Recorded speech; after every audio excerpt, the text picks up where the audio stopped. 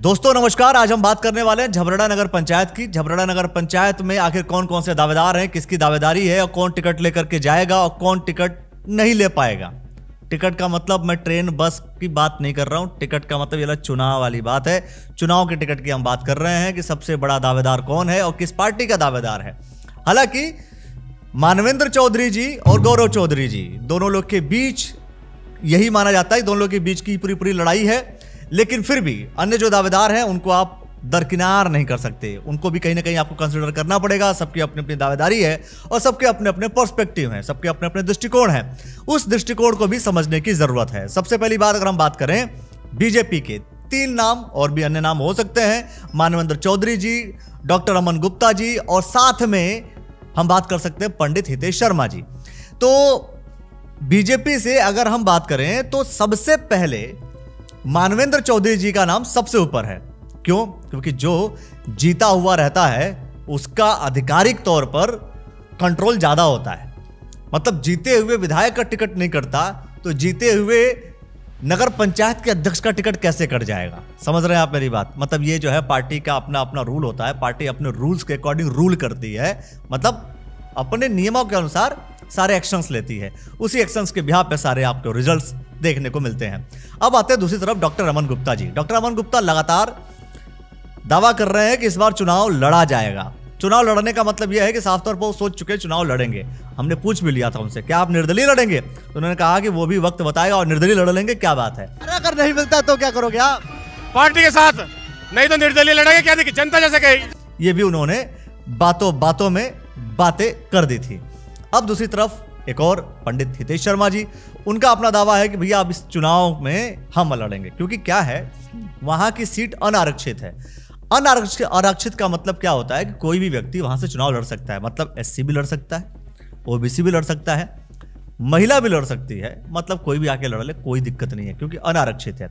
जहां आरक्षित हो जाती है कि पर्टिकुलर इसके लिए यह सीट आरक्षित है, वहां पर वही लड़ेगा, कोई और नहीं लड़ेगा। समझ रहे हैं मेरी बात? ये पूरे सिस्टम होते हैं। तो कांग्रेस की अगर हम बात करें तो डॉक्टर गौरव चौधरी जी एक बड़े लीडर, बड़े नेता कांग्रेस पार्टी के, और वो अपनी दावेदारी उनकी है, मजबूत दावेदारी है, ऐसा भी नहीं, पदाधिकारी है कांग्रेस पार्टी के। और साथ में अगर हम उस नगर पंचायत की बात करें तो वो पिछले बार उन्होंने चुनाव लड़ा था और इसके पहले उसी नगर पंचायत के चेयरमैन भी रह चुके हैं। तो इसके साथ साथ अब ऐसा तो है नहीं कि सिर्फ एक ही व्यक्ति राज करेगा, बाकियों को भी टिकट मांगने का अधिकार है। हर कोई अपने अपने बेस पर अधिकारी है। और उस अधिकारी में और उस अधिकार में एक और नाम है राव कुर्बान जी का। वो कह रहे हैं कि इस बार दमदारी से हम जो है टिकट मांगेंगे, हम अच्छे वोट्स लेकर के आते हैं। और तरह तरह उन्होंने जिम्मेदारियां पार्टी में निभाई हुई हैं। अब देखना ये होगा। अच्छा, एक बात और बता रहा हूं आपको, हर किसी नेता का अपना एक नेता है।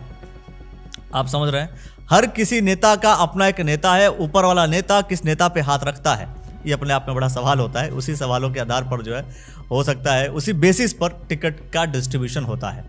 फिलहाल अगर हम बात करें झबरेड़ा नगर पंचायत की, तो झबरेड़ा नगर पंचायत से कौन सबसे अधिक प्रबल दावेदार है बीजेपी का और कौन सबसे अधिक प्रबल दावेदार है कांग्रेस का?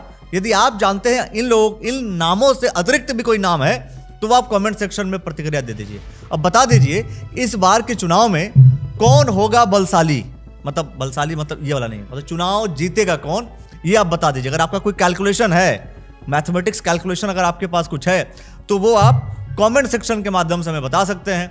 बहुत सारे विषयों को लेकर के दोस्तों हम बात करते रहेंगे। नगर निकाय चुनाव की एक एक बारीकी हम आपको इसी प्लेटफॉर्म पर देंगे। बार बार मैंने कह दिया है कि जुड़े रहिएगा, देखते रहिएगा, सब्सक्राइब कर लीजिए, फॉलो बटन दबा लीजिए, ताकि आपको इस नगर निकाय से संबंधित हर एक जानकारी मिलेगी। कहां कहां का कौन कौन है दावेदार और किसकी दावेदारी है मजबूत और कौन सा दावेदार दावेदारी से हो सकता है बाहर। ये सारी बातें हम आपको खुल करके बताएंगे। तो फॉलो कर लीजिएगा, सब्सक्राइब कर लीजिएगा, देखते रहिएगा द न्यूज़ वाला नेटवर्क। बहुत बहुत शुक्रिया, बहुत बहुत धन्यवाद।